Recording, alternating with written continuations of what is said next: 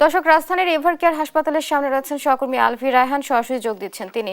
আলভি, খালেদা জিয়ার শারীরিক অবস্থা নিয়ে নতুন কি তথ্য আছে আপনার কাছে, আমাদের দর্শকদের উদ্দেশ্যে বলবেন।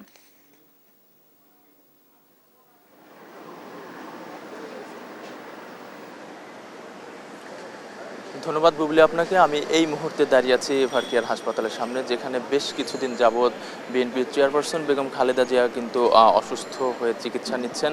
তার অবস্থা এখন পর্যন্ত স্থিতিশীল রয়েছে, তবে অবনতি হয়নি এই ব্যাপারটি আমরা জানতে পেরেছি। গত শনিবার কিন্তু তার পার্সোনাল যে ডাক্তার রয়েছেন তিনি কিন্তু আমাদেরকে ব্রিফ করেছেন। তার অবস্থা এখন পর্যন্ত আগের মতো রয়েছে, তার অবনতি হয়নি, এই ব্যাপারটি ভালো বলে তারা আমাদেরকে জানিয়েছেন। এছাড়া যে ব্যাপারটি আমি আপনাকে বলবো সেটা হচ্ছে তার ছেলে অর্থাৎ জনাব তারেক রহমান, তিনি কিন্তু প্রতিদিনই ডাক্তারদের সাথে যোগাযোগ রাখছেন এবং তার মায়ের খোঁজ খবর রাখছেন এবং ডাক্তার যিনি আছেন চেয়ারপারসনের পুত্রবধূ ডাক্তার জুবাইদা রহমান, তিনি কিন্তু এখানে সশরীরে রেগুলারই আসছেন এবং তার খোঁজ খবর নিচ্ছেন।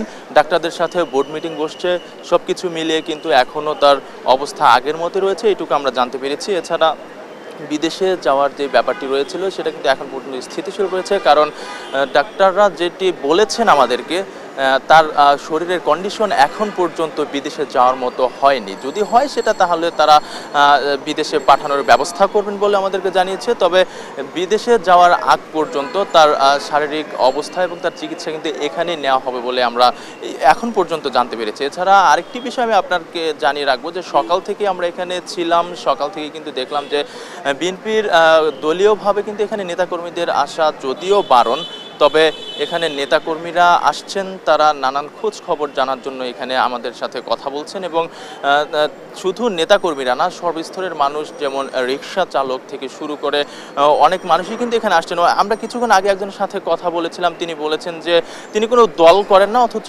খালেদা জিয়ার ভালোবাসা, তার চিকিৎসার অবস্থা কি, তার শরীরের অবস্থা কি, এই সব ব্যাপারে কিন্তু তিনি এখানে জানার জন্য এসেছেন। এরকম প্রতিনিয়তই আসছেন, সকাল থেকেই আসতে শুরু করেছেন।